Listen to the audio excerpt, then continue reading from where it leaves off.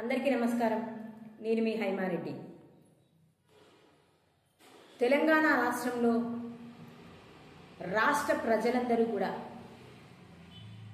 గత ప్రభుత్వమైనటువంటి బీఆర్ఎస్ ప్రభుత్వంతో ఎన్నో ఇబ్బందులు పడి మార్పు కోరుకొని కాంగ్రెస్ ప్రభుత్వానికి ఓటేసి గెలిపించారు.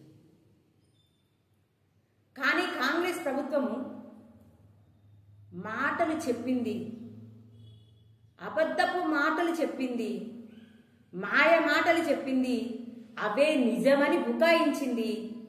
ఈనాడు ప్రజలందరూ కూడా చూస్తున్నారు, నువ్వు చెప్పింది ఏంటి, ఇక్కడ జరిగేది ఏంటి, తెలంగాణ రాష్ట్రంలో ఉన్నటువంటి ప్రజలందరికీ ఏం మాటలు చెప్పి గెలిచి ఈనాడు మరి ప్రతి ఒక్క ఎమ్మెల్యే మినిస్టర్లు కాంగ్రెస్కి సంబంధించిన వాళ్ళందరూ కూడా ఏం చెప్తున్నారంటే,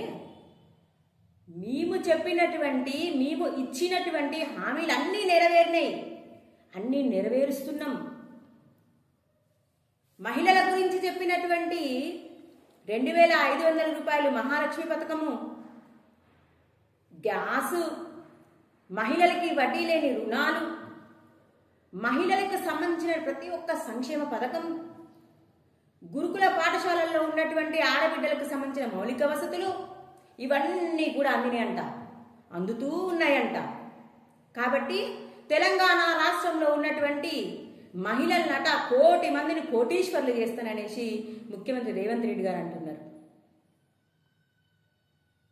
రేవంత్ రెడ్డి గారు, మీరు ఒక్కనాడన్నా ఒక్క గ్రామంలో ఒక గల్లీలోకి వెళ్ళి ఒక ఆడబిడ్డ ముందు కూర్చొని, ఏ అమ్మా మీకు మహాలక్ష్మి పథకం వచ్చిందా, 2500 వచ్చినాయా, నేనైతే అన్ని పంపించేసినా, నేను చెప్పిన మాటలన్నీ నెరవేరుస్తున్నా, ప్రతి ఒక్కటి కూడా అందజేస్తున్నా అని అడిగి చూడు, నీకు అర్థమవుతుంది కాంగ్రెస్ ప్రభుత్వం ఏంటి, కాంగ్రెస్ ప్రభుత్వం చెప్పిన మాటలు ఏంటి అనేది. నీకు చేతనైతే, కాంగ్రెస్ ప్రభుత్వానికి చేతనైతే ఇచ్చినటువంటి ప్రతి ఒక్క హామీని నెరవేర్చు. ఆడబిడ్డలకి ఏ విధంగా అయితే మహాలక్ష్మి పథకం అన్నవో, స్కూటీ అన్నవో, తులం బంగారం అన్నవో, ఫీజు రియంబర్స్మెంట్లు, పాఠశాలల్లో మౌలిక వసతులు లేవు, ఆడబిడ్డలు ఎంతో గోసర పాలవుతున్నారు. ఇది చేత కాదు కానీ కోటీశ్వర్లు చేస్తావు. ఇలాంటి మాటలే గత ప్రభుత్వమైన బీఆర్ఎస్ ప్రభుత్వం కూడా చెప్పింది. ఆడబిడ్డలు మేము మస్తు పట్టించుకుంటాము, రైతుల్ని మేము మస్తు పట్టించుకుంటాము, యువత యువకులు అయితే తెలంగాణ కోసం మస్తు పోరాటం చేసిరు, వాళ్ళందరికీ ఇంటింటికి ఒక ఉద్యోగం ఇస్తాము, పత్రికా విలేకరులకు కూడా ఇస్తాము, జర్నలిస్టులు అని కాదు ప్రతి ఒక్కరికి కూడా మేము అన్ని కూడా సమకూరుస్తామని చెప్పి తెలంగాణ రాష్ట్రాన్ని దోచుకొని అప్పుల పాలు చేసేసి కేవలం వాళ్ళ కుటుంబం కోసం మాత్రమే బతికినటువంటి బీఆర్ఎస్ ప్రభుత్వాన్ని సాగు దెబ్బతీసి పక్కకు పంపించిండ్రు తెలంగాణ రాష్ట్ర ప్రజలు. ఈ విషయం గుర్తుంటే మీకు, మేము కూడా మన అదేవిధంగా 6 గ్యారంటీలంటివి, 420 రకాల హామీలంటివి ఏ ఒక్కటి కూడా నెరవేర్చట్లేము. తెలంగాణ రాష్ట్ర ప్రజలు చూస్తున్నారు. తర్వాత మా భవిష్యత్ ఏంటి, మరి తెలంగాణ రాష్ట్ర ప్రజలకు మేము ఇచ్చినటువంటి హామీలు కనుక నెరవేర్చకపోతే మమ్మల్ని కూడా అదే విధంగా చావు దెబ్బ తీసి పంపిస్తారు కదా. మేము చేయాల్సింది అది కాదు కదా, రాష్ట్ర ప్రజలకు ఏ విధంగా అయితే హామీలు ఇచ్చినామో వాటిని నెరవేర్చాలి కదా. రైతులకు ఏ విధంగా మాట ఇచ్చినాము మేము, రైతు బందే దిక్కు దివానా లేకుండా బాయే. ఇంతకు ముందు కనీసము కరెంటు ఉండేది, ఇప్పుడు రైతులకు కనీసం కరెంటు వసతి కూడా లేదు.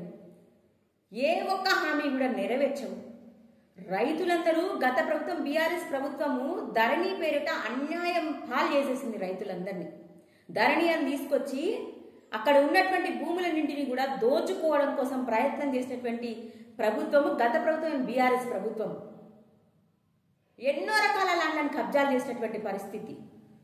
నువ్వు వచ్చింది రోజులైతుంది, ఏం జరుగుతుంది?